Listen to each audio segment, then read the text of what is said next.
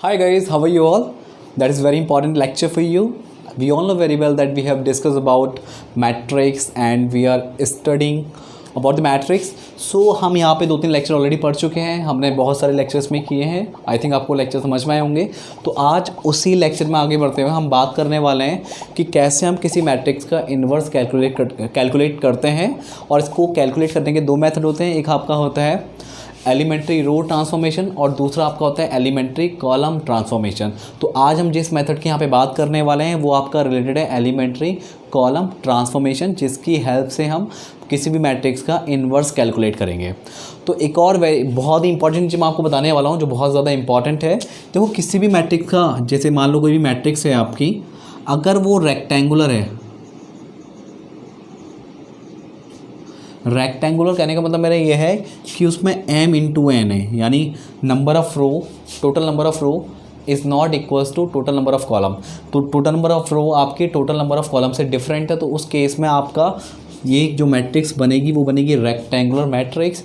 और rectangular matrix का आप इन्वर्स कैलकुलेट नहीं कर सकते क्योंकि आपका जो रेक्टेंगुलर मैट्रिक्स है उसका इन्वर्स एग्जिस्ट करता ही नहीं है, राइट. तो हम बात करते हैं यहाँ पे स्क्वायर मैट्रिक्स. सबसे पहली बात तो जो आपका इन्वर्स जो हम कैलकुलेट करते हैं वो हम कैलकुलेट करते हैं स्क्वायर मैट्रिक्स का.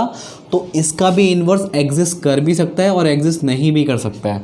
ये आप बहुत पते की बात यहाँ पे समझ लो. तो एक और चीज़ मैं आपको बता दूँ यहाँ पे, जो आपकी चैप्टर 4 से एक चीज़ रिलेटेड है जिसको हम बोलते हैं डिटर्मिनेंट.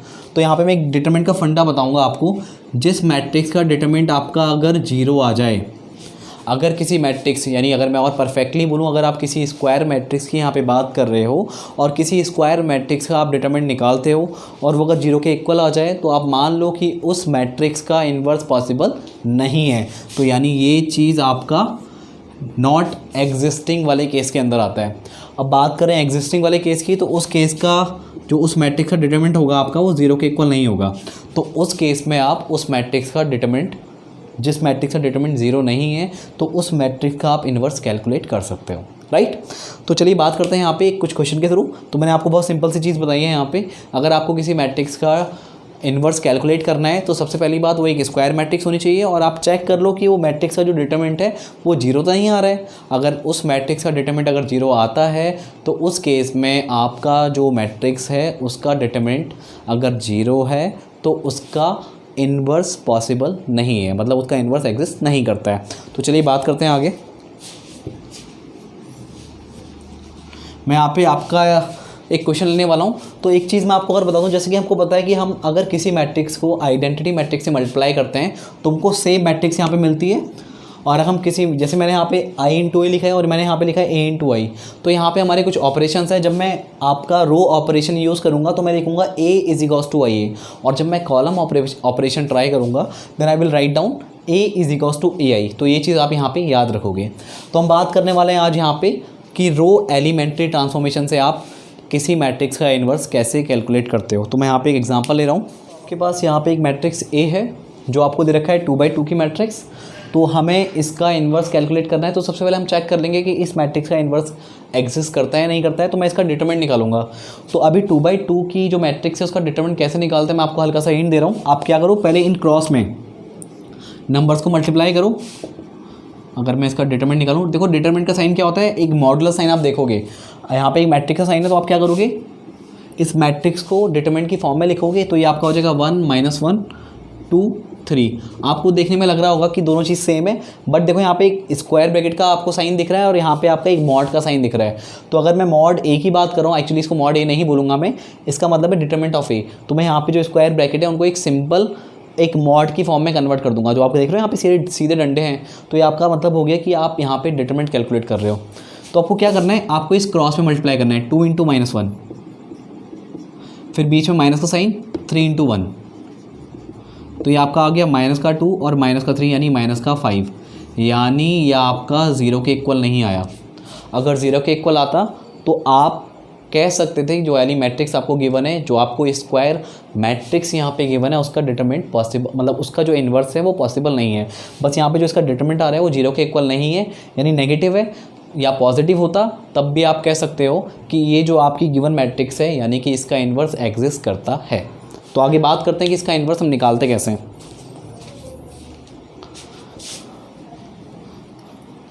तो सबसे पहले चीज़ मैंने आपको यहाँ पे बताई कि आप A = IA की फॉर्म लिखोगे क्योंकि आप बात कर रहे हो फॉर रो ऑपरेशंस।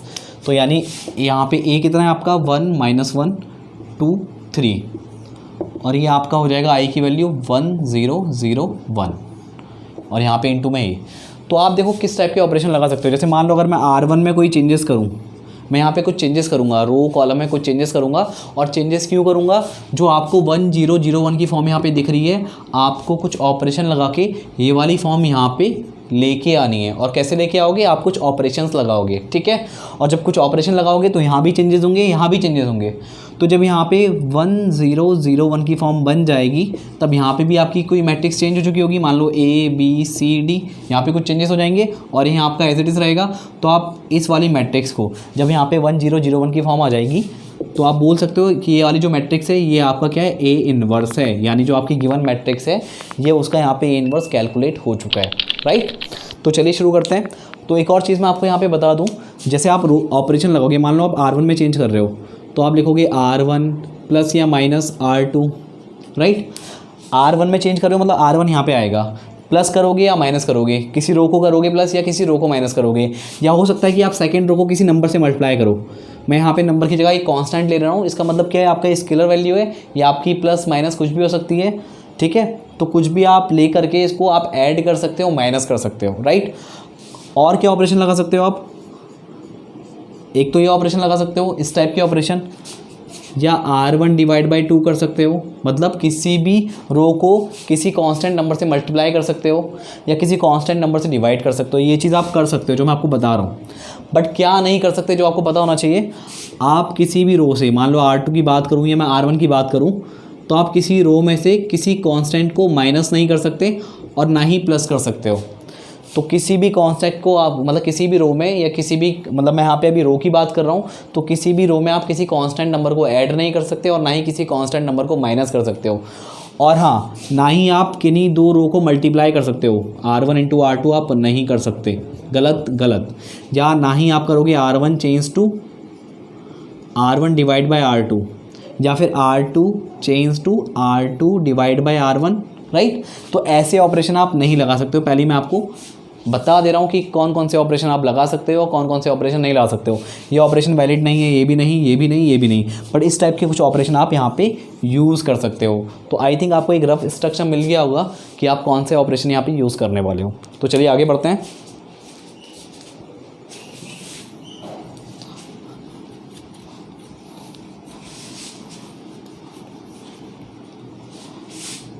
तो देखिए आपकी जो मैट्रिक्स है यहाँ पे क्या है, 1 -1 2 3 और यहाँ पे आपका I है, तो I की वैल्यू मैं लिख दूंगा 1 0 0 1, क्योंकि I आपकी क्या है, आइडेंटिटी मैट्रिक्स है। और इस वाले को आप नहीं छेड़ेंगे, ये आपका एज इट इज़ रहेगा। तो देखिए जब भी आप रो ऑपरेशन लगाएंगे तो आप तरीका क्या अपनाएंगे कि पहले आपका जो A11 वाला एलिमेंट है, क्योंकि इसकी पोजीशन क्या है A11, ये आपको 1 मिले। फिर आपका 21, जो आपका A21 है वो आपको 0 करना है। पहले स्टेप में इसको 1, सेकेंड स्टेप में इसको 0, फिर याले स्टेप में आपको जो थर्ड स्टेप होगा उसमें आप A22 को 0, A22 को 1 बनाओगे, राइट। जब भी आप एलिमेंट्री रो ट्रांसफॉर्मेशन यूज़ करोगे, पहले आप A11 को 1 बनाओगे, फिर A21 को 0, देन A22 को 1, उसके बाद A12 को 0। आपको ये प्रोसीजर फॉलो करना पड़ेगा, वरना आप गलती कर सकते हो इस मैट्रिक्स के इन्वर्स को कैलकुलेट करने में, या फिर इस टाइप की मैट्रिक्स के इन्वर्स को कैलकुलेट करने में। अगर आप ये प्रोसीजर यूज़ नहीं कर रहे हो तो आपकी गलती होने के चांसेस बढ़ जाते हैं। तो मैंने आपको एक प्रोसीजर बता दिया, तो इसी वे में हम इसको सॉल्व करेंगे। तो देखो ऑलरेडी हमें भगवान की कृपा से यहाँ पे 1 मिल चुका है, तो हमें यहाँ पे ज़्यादा मेहनत नहीं करनी है। तो ऑलरेडी यहाँ पे 1 है, 1 -1 2 3, देखो ऑलरेडी 1 है। तो इसको हम लिख के फ़ायदा क्या है हमको, हम क्या करेंगे, जो आपका 1 के नीचे वाला 0 है, जो A21 है, इसको आपको 0 बनाना है। तो आप क्या करो, आप चेंज किस में कर रहे हो, सेकेंड रो में, R2 change to R2 -2R1, मतलब मुझे यहाँ पे 0 बनाना है। तो मैं क्या करूँगा, अगर मैं ऊपर वाली रो को 2 से मल्टीप्लाई कर दूँ, फिर इस R2 से माइनस कर दूँ, तो 2 - 2 0, राइट। तो देखो क्या होगा, आप चेंज कर रहे हो R2 में, यानी R1 में आपने कोई चेंज नहीं किया, तो ये आपका रहेगा एज इट इज़। ठीक है, चेंज किस में होने वाला आपका, सेकेंड रो में। तो देखो R2 यानी R2 की वैल्यू कितनी है यहाँ पे 2, इस वाले एलिमेंट की बात कर रहा हूँ। फिर माइनस 2 इंटू R1, R1 कितना है 1, तो कितना आ गया 2 माइनस 2 यानी कि 0, तो यहाँ पे कितना मिला आपको 0। Similarly 3 minus 2 into R1, R1 कितना माइनस का 1, तो ये आपका आ गया 3 माइनस माइनस प्लस 3 प्लस 2 यानी कि 5, तो यहाँ पे आपको 5 मिल गया। आई थिंक आपको ये ऑपरेशन समझ में आ रहे होंगे मैं कैसे कर रहा हूँ, पर इतना ही मुझे आपको हिंट देना था, बस इतना हिंट आपको मिल गया, आप सारे क्वेश्चन आराम से सॉल्व कर लोगे। तो 0 माइनस, यहाँ भी चेंज करोगे आप, 0 माइनस 2 इंटू 1 यानी माइनस का 2, और 1 माइनस 2 इंटू 0 यानी 1, तो ये आपका यहाँ पे 1 आ गया, राइट। तो देखो पहले स्टेप में मुझे 1 चाहिए था, जो कि ऑलरेडी गिवन था मेरे को, मैंने A21 को 0 किया। अब मुझे इस वाले नंबर को 1 बनाना है, जो आपका A22 है उसको 1 बनाना है। तो मैं क्या करूँगा, R2 को डिवाइड कर दूंगा, R2 change to R2 divide by 5। तो देखो R1 में कोई चेंज नहीं, तो 1 माइनस 1 एज इट इज़, तो 1 0 आपका एज इट इज़, और यहाँ पे आपका हो जाएगा 0/5 यानी 0, 5/5 यानी 1, और यहाँ पे आपका माइनस का 2/5 हो जाएगा, क्योंकि आप 5 से डिवाइड कर रहे हो, और यहाँ पे आपका हो जाएगा 1/5। तो आई थिंक आपको समझ में आया होगा कैसे चल रहा है प्रोसीजर। अब प्रोसेस को हम यहाँ पे सॉल्व कर लेते हैं, ताकि आपको जगह ठीक ठाक मिल जाए।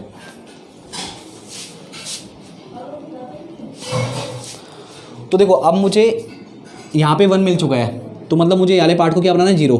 तो आप चेंज किस में कर रहे हो, R1 में चेंज कर रहे हो, R1 चेंज टू, अगर मैं इस R1 में इस R2 को ऐड कर दूँ तो -1 + 1 0, तो मुझे 0 तो चाहिए यहाँ पे। अगर मैं सिंपली ये ऑपरेशन लगाऊँ, R1 change to R1 + R2, तो इससे आपका काम बन जाएगा। तो पहली बात, आप R2 में कोई चेंज नहीं कर रहे हो, तो R2 एज इट इज़ रहेगा 0 1, और ये आपका यहाँ पे क्या करेगा, माइनस का 2/5, और यहाँ पे 1/5, और यहाँ पे आपका A एज इट इज़ आपने लगाया पहली रो में, R1 change to R1 + R2। तो देखो 1 + 0 यानी आपका 1, -1 + 1 आपका 0। तो ये तो आपकी बात बन गई, यहाँ पे आइडेंटिटी मैट्रिक्स बन गई, ये हमारा मेन टारगेट था। अब वो चेंजेस यहाँ कितने होते हैं वो हमें देखना है।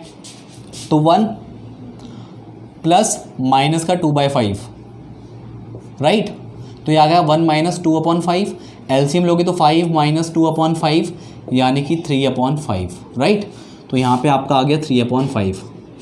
आई थिंक आपको समझ में आ रहा होगा मैं कैसे कर रहा हूँ, बहुत सिंपल है, कोई टफ प्रोसेस नहीं है। उसके बाद 0 + 1/5 यानी आपका आ गया 1/5, तो ये आपका आ गया 1/5। बस सिंपल हमारा सॉल्व हो चुका।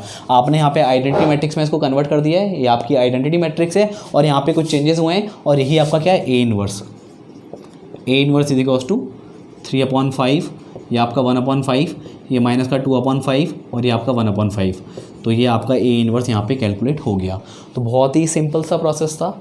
अगर आपने इस लेक्चर को बहुत तमीज़ से देखा है, बहुत ढंग से समझा है, तो आप 2/2 की जो मैट्रिक्स है उसका इन्वर्स पॉसिबल है या नहीं, आप वो चेक कर सकते हो bye calculating determinant of that matrix.